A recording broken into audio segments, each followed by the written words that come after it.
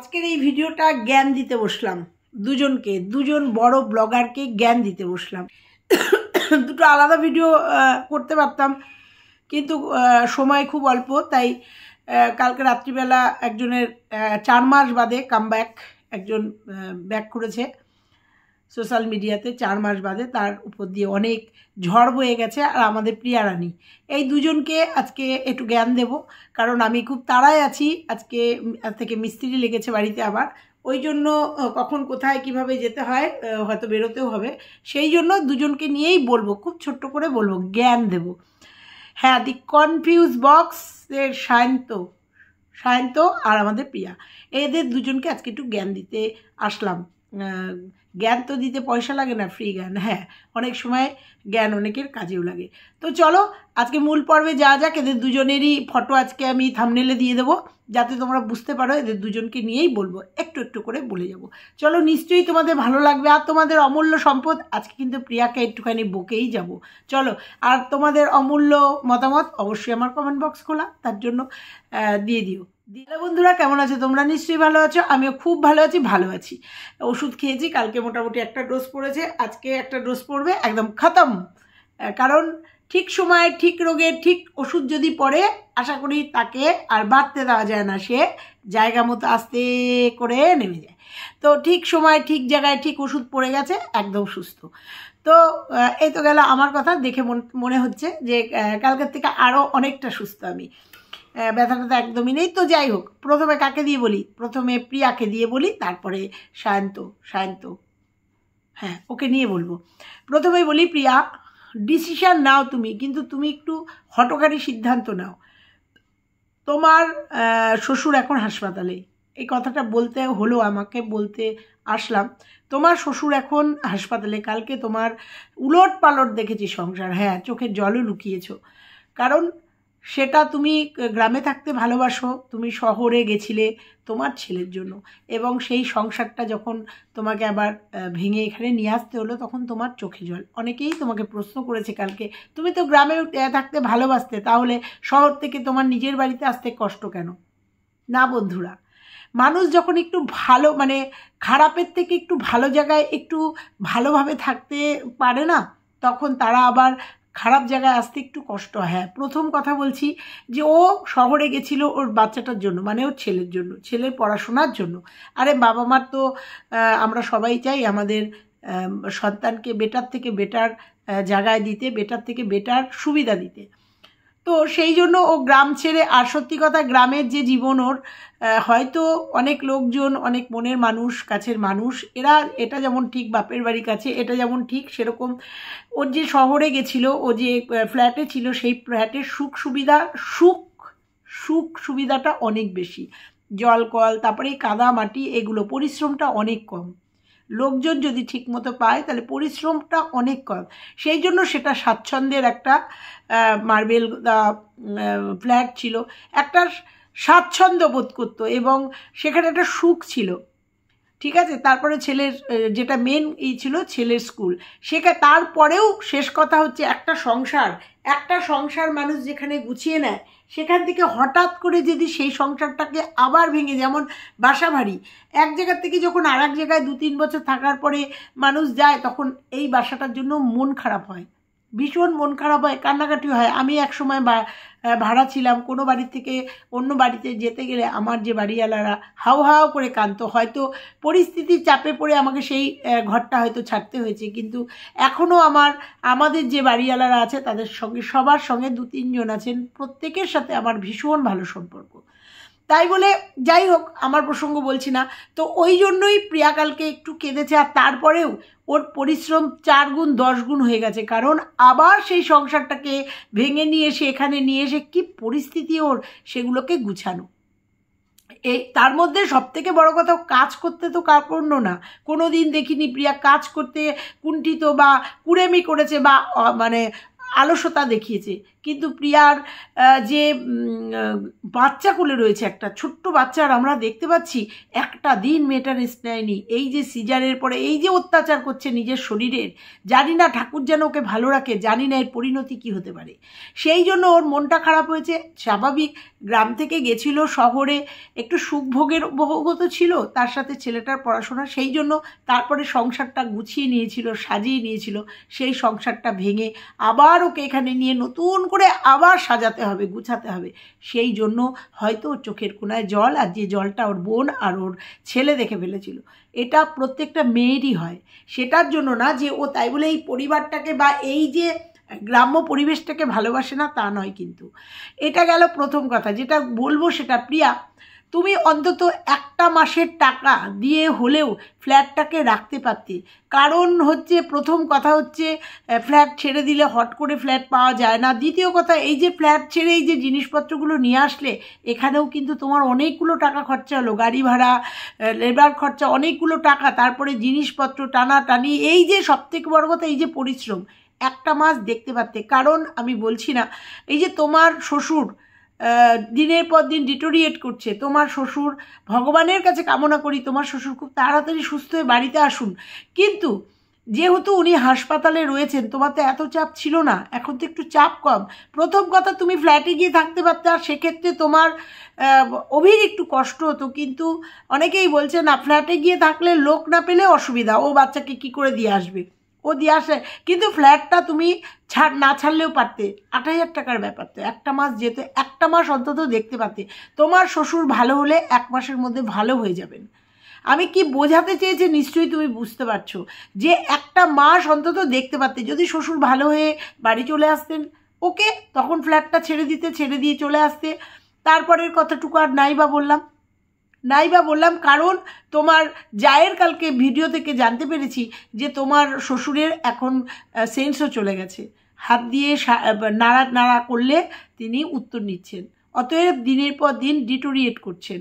এখন পর্যন্ত উনি নল দিয়ে বেঁচে আছেন মেশিনের দ্বারা উনি বেঁচে আছেন। আবারও বলছি, ভগবানের কাছে কামনা করি উনি ফিরে আসুক। কিন্তু তুমি এই মুহূর্তে এই সিদ্ধান্তটা না নিলেই পারতে, তুমি ফ্ল্যাটটা না ছাড়লেই পারতে। এত টাকা পয়সা এত দিকে চলে গেছে, 8,000 টাকা দিয়ে ফ্ল্যাটটা আটকে রাখতেই পারতে। তারপরেও ছেলেকে স্কুলে দিয়ে আসার সময় অভিজিৎ ওখানে একটু রেস্টও নিতে পারতো, একটু করতেই পারতে।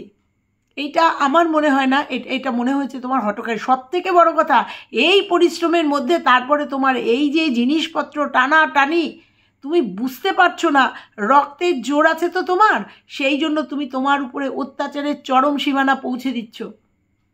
এইটাই বলবো, আর কিছু না। ডোনা এসে হেল্প করছে, সব ঠিক আছে, কিন্তু নিজের কাজ তুমি যে পরিমাণ পরিশ্রম করছো তার মধ্যে লোক পাচ্ছ না, লোক পাওনি। তুমি বুঝতে পারছো না তোমার রেস্টের কত প্রয়োজন। এই জন্য বলেছিলাম, একটা মাস অন্তত ফ্ল্যাটটা তুমি আটকে রাখতেই পারতে, তারপরে ডিসিশনটা নিতে। 8,000 টাকা একটু বেশি যেত, আর কিচ্ছু না। বলবে 8,000 টাকা অনেক বেশি, আমি বলবো না।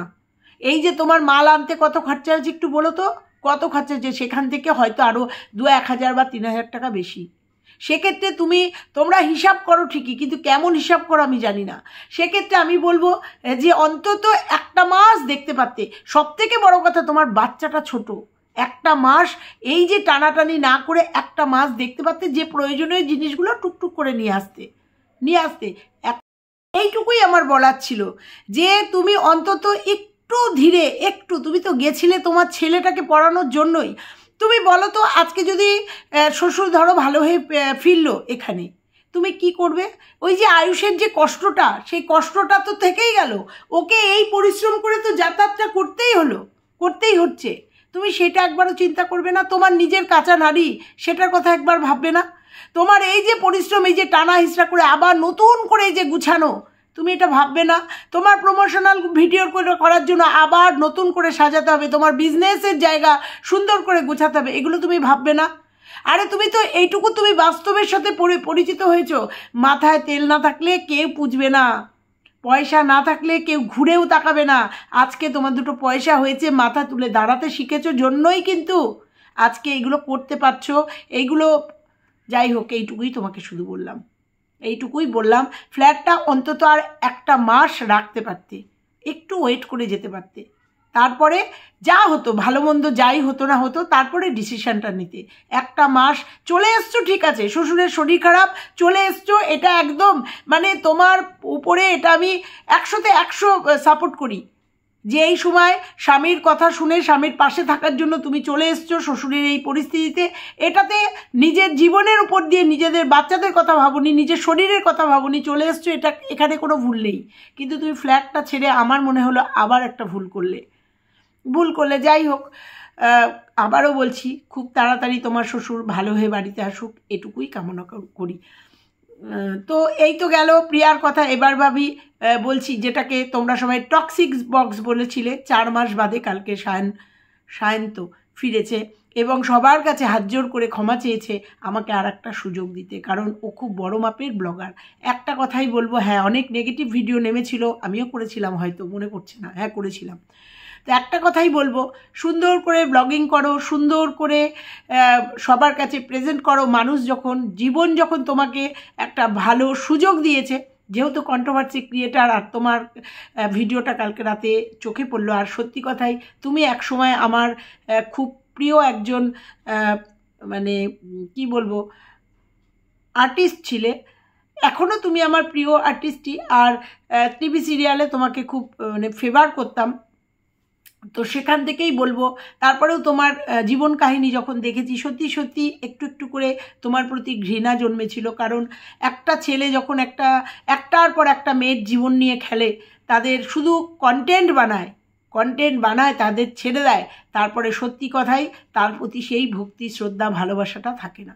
সেটা দেখেছিলাম তোমার জীবনে, তোমার ভিডিওতে, যে তুমি একটার পর একটা মেয়েদেরকে তোমার জীবনে এনেছো এবং তাদেরকে তুমি কন্টেন্ট বানিয়েছো, এবং লাস্টে তুমি যেটা করেছো, আজকে নাইবা তুললাম সেটা যখন ঝড় উঠেছিল এবং তোমার সেই ঝড়ে তোমার তোমার 3 প্রেমিকা তোমার বিরুদ্ধে দাঁড়িয়ে গেছিলো, এবং সোশ্যাল মিডিয়াতে তুমি যেভাবে তোমার সমস্ত কৃতকর্ম চলে এসেছিলো, তাতে সবার কাছে সবটা পরিষ্কার। কালকে শুনলাম তোমার একটা বিরাট অ্যাক্সিডেন্ট হয়েছে, পাটা ভেঙে গেছিলো, 4 মাস পরে তুমি ব্যাক করলে, তোমার পায়ে প্লাস্টার করতে হয়েছিল। ভগবান যখন তোমাকে একটা সুযোগ দিয়েছে এবং ভিউয়ার্সরাও যখন তোমাকে সুযোগ দিয়েছে যে তুমি কাম ব্যাক, তুমি আবার আসো, একটা কথাই বলবো, যেটা ভিউয়ার্সরা চায় সেই ব্লগিং করো। ব্লগিংয়ে কন্টেন্ট করার জন্য, মানে ভিউজের জন্য কোনো মেয়ের জীবনকে কন্টেন্ট বানিও না, এটুকুই শুধু তোমাকে বলবো আজকে। ভালো লেগেছে, আমরা চাই না কারুরই জীবন নষ্ট হয়ে যাক, আমরা চাই না কোনো ব্লগারই এরকম মানে এরকমভাবে মানে অন্ধকারে তলিয়ে যাক, একটা কথাই বলবো। সেই জন্যই বললাম যে সবাই যখন একটা সুযোগ দিয়েছে, আর সত্যি কথাই বিপদের সময় বন্ধুদের বোঝা যায়, তবে এটা তো বিপদ না, তুমি তোমার নিজের ইচ্ছা করে তোমার নিজের জীবনটাকে এইভাবে করে নিয়েছো। কারণ তুমি ভেবেছিলে যে শিখরে উঠে গেছো, মানে কি বলবো, সাফল্যের শিখরে উঠে গেলে মানুষের অধঃপতন, মানে উন্নতি হলে পরে মানুষের অহংকার, আর অহংকার অধঃপতনের কারণ হয়ে দাঁড়ায়, যেটা তোমার হয়েছিল। এত অহংকারের পরিমাণ তোমার বেড়ে গেছিলো, আর সেখানে তোমার বাবা মার, বিশেষ করে তোমার মায়ের এত সাপোর্ট পেয়ে গেছিলে, সেই জন্য তুমি এতটা মানে তুমি কি বলবো অহংকারী হয়ে গেছিলে, তার পতন আমরা দেখতে পেয়েছি। তোমাকে ভিউয়ার্সরাই তুলেছিল, ভিউয়ার্সরাই তোমার নিজস্ব চরিত্র দেখে, তোমার জীবনযাপন দেখে, জীবন কাহিনী দেখে, তার সাথে তোমার যে লাইফ পার্টনাররা ছিল, মানে প্রেমিকারা ছিল, তারাই তোমার পোল খুলে দিয়েছে এবং ভিউয়ার্সরা তোমাকে ছুঁড়ে ফেলে দিয়েছে। এমন কমেন্ট এসছে দেখেছি। তো যাই হোক, সেই সব ভুলে যাও। আর যেটা বলছিলাম, বিপদের দিনে মানুষকে চেনা যায়, কিন্তু সেই বিপদটা কেমন সেটা বুঝতে হবে। হ্যাঁ, তুমি অনেককে প্রমোট করেছো জন্যই তুমি যে অন্যায়গুলো করবে, সেই অন্যায়গুলো তোমার বন্ধু হলেও সেটা যে সাপোর্ট করেনি সেটা দেখেছি, আর সাপোর্ট করাটাও ঠিক না। তো যাই হোক, অনেক চিনেছো, নিজেকে সংযত করেছো, 4 মাস পরে ব্যাক করেছো, সুন্দর ব্লগিং দাও, তোমার ক্রিয়েটিভিটি আছে সেটা আমরা জানি, অনেক ক্ষুদ্র তো, তবুও মনে হলো জ্ঞান দেওয়ার যখন সুযোগ পেয়েছি একটু বলে যাই। অনেক ক্রিয়েটিভিটি আছে ব্লগারদের, তো ক্রিয়েটিভিটি আমরা দেখি। তো ব্লগিং করো নিজের জীবন নিয়ে, নিজের প্রজেক্ট নিয়ে। হ্যাঁ, তুমি বললে তোমার ওই সময় তোমার যে প্রোডাকশনের কাজ চলছিল, সেই দাদা তোমাকে ফিরিয়ে দেয়নি, এগুলোই মনুষ্যত্ব, সেগুলো মনে রেখো, সেগুলোকে মাথায় রেখে, মনে রেখে যে এক সময় যারা তোমাকে তুলে ধরেছে তাদেরই তুমি সুযোগ পেয়েই তাদের ছুঁড়ে ফেলে দিও না, এটুকুই বলবো। কেন বললাম নিশ্চয়ই তুমি বুঝতে পেরেছো। আমি জানি না তুমি আমার ভিডিওটা দেখবে কি না, যদি দেখো তাহলে এটুকুই বলবো, সুন্দর যেমন চেহারা, সুন্দর অভিব্যক্তি দিয়ে সুন্দর ভিডিও করো, ভিউয়ার্সদের মন খুব তাড়াতাড়ি জয় করতে পারবে। কোনো কন্টেন্ট বানানোর জন্য আবার বলছি, কোনো মেয়ের জীবন নষ্ট করো না। হ্যাঁ, জীবনসঙ্গী যখন দরকার সেটা ফিক্স চিন্তা করে নিও যে হ্যাঁ একে আমি জীবনসঙ্গীই করব, সেই বুঝে তাকে কন্টেন্ট বানিয়ে এই সোশ্যাল মিডিয়াতে সেটাকে বিক্রি করো না। এটুকু শুধু বলবো, জীবনসঙ্গীর জায়গায় সেটা ব্লগিংয়ে আসতেই পারে, কিন্তু পরবর্তীতে দেখবো এত ঘনিষ্ঠভাবে মেশার পরেও তারপরে তাকে ছুঁড়ে ফেলে দিও না। কারণ নয় নয় করে 3টে মহিলা আমরাই তো দেখে নিয়েছি, 3টে মেয়ে তোমার জীবনে এসছে, কিন্তু একজনও থাকেনি, এবং প্রত্যেকটা মেয়েকেই তুমি ইউজ করেছো, এটা আমরা দেখেছি। তো একটা কথাই বলবো, ক্ষমা যখন চেয়েছো, ক্ষমার ঊর্ধ্বে কিচ্ছু নেই। আমার মনে হয় সমস্ত ভিউয়ার্স তথা তোর সমস্ত ব্লগার তথা সমস্ত বন্ধুবান্ধব তোমাকে এই যাত্রায় ক্ষমা করে সুযোগ দেবে একটা। চালিয়ে যাও, এগিয়ে যাও, কিপ ইট আপ। খুব তাড়াতাড়ি সুন্দরভাবে ব্লগিং করো, ফিরে আসো সবার মধ্যে। ভুল ত্রুটি মানুষেরই হয়, কিন্তু মাথায় রাখবে ভুল 1বার 2বার 3বার 4বার বারবার কিন্তু কেউ মেনে নেবে না। চলো আজকের ভিডিওটা এইটুকুই থাকলো। ভালো লাগলে লাইক কমেন্ট শেয়ার করো, আর চ্যানেলে নতুন হলে চ্যানেলটা সাবস্ক্রাইব করে দিও। টাটা।